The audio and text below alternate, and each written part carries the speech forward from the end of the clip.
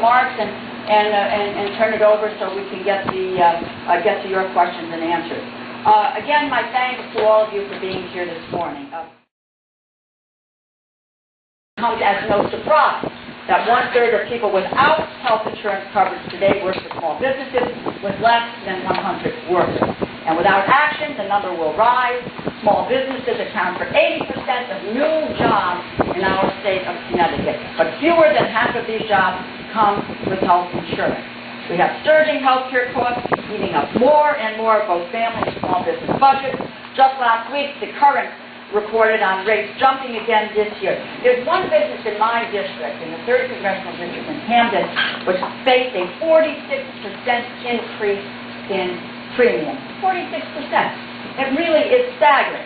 And last month we saw Anthem trying to hike its rates for individuals by 32%. And a company that I might add has 55% of the market. This is not just wrong, it's outrageous, and it's long past the time for all of us to act. The fact is that the financial costs are at the tip of the iceberg. The human costs are worse. We have workers skipping doctor's appointments and tests because they can't afford them.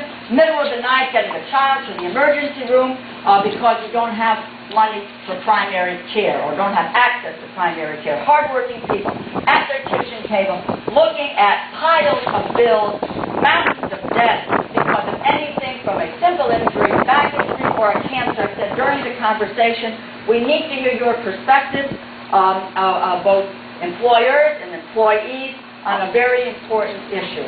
Again, thank you for being here this morning. It gives me great pleasure to turn over this forum to our Small Business Administrator, Karen Mills. We thank you for being in Connecticut today, and thank you for the great work you're doing.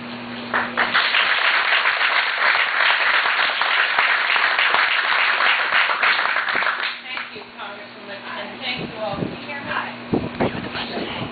Well, thank you all for being here. We really appreciate the leadership of the state coming here. I'm delighted to be here with Secretary Sebelius. You will hear that we have wonderful leadership in the administration crafting a path through to solve this very important problem for the whole country, but particularly for small business. We have a great champion in Senator Dodd on health care and for the 330,000 small businesses here in this state. Thank you very much, Senator, for being here. I understand that the SBA came through with a loan many years ago to help you be in business, and how good for us and for the entire state that you've been able to build this business and be such an important voice throughout the state for small business. We at the SBA do a number of things. We are providing loans, and I'm happy to say that here in the state of Connecticut, our loan volume is up 63% from the weeks before the Recovery Act. So we have banks back in business providing credit because in the Recovery Act, we were able, through the great work of Congress and the administration, to increase our loan guarantees to 90%, reduce most of the fees, and get liquidity and credit back to the small businesses who need it. And they need it to get through these difficult times, but they also have an important concern that we're here today to talk about, and that's health care. Good morning, everybody. I'm also really pleased to have a chance to be here in Connecticut. And I have to tell you, you are luckier than many with the great leadership who's with me on the stage today. Rosa DeLauro is an incredible leader in the House. She has been not only fighting for health care for children, for affordable health care for all Americans for years, but kind of leading that effort in the House of Representatives. And Senator Dodd has really taken over, in the absence of Senator Kennedy this year, the leadership of the very important Health Committee and guided through a process of drafting one of the key frameworks for health reform. So these folks aren't just here as tag-alongs. They're really at the front of the line, and that's very good news for the whole country, the kind of leadership that comes out of Connecticut. But we don't have a very good health care system. We don't have a health and wellness system in this country, and one of the things we need to do for our children, for our workers, for our seniors,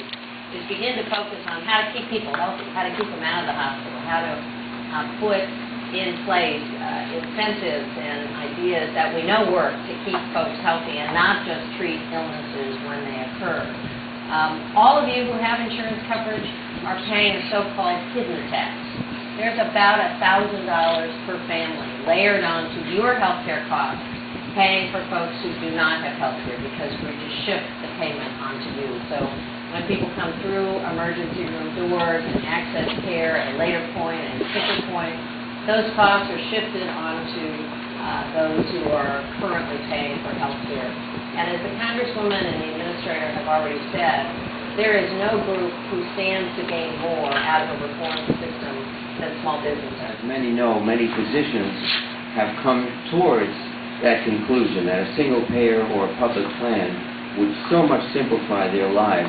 And I say that again, on the benefit of the municipal side, it would make cities affordable again, make city government much more able to manage its budget. So I wonder if you can address that added element of the survival of the cities. Thank you.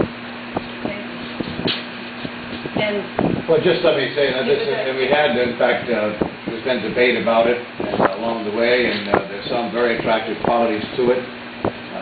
But as you see, the difficulty we're having, even getting support for a public option at this point here, we have to deal in the world of the attainable. And so in this case here, and there are those who feel very strongly about it, a lot of people in our state do, I'll consider it a great success if we can get a public option as part of this.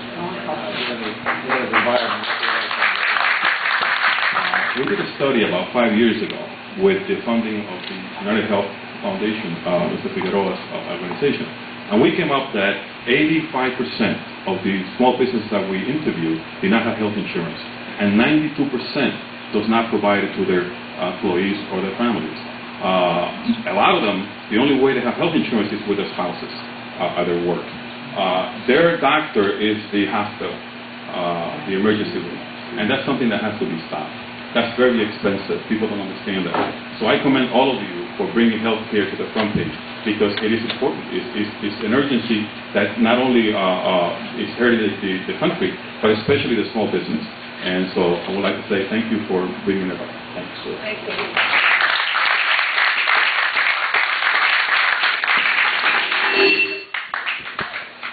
Kevin, thank you very much for being here.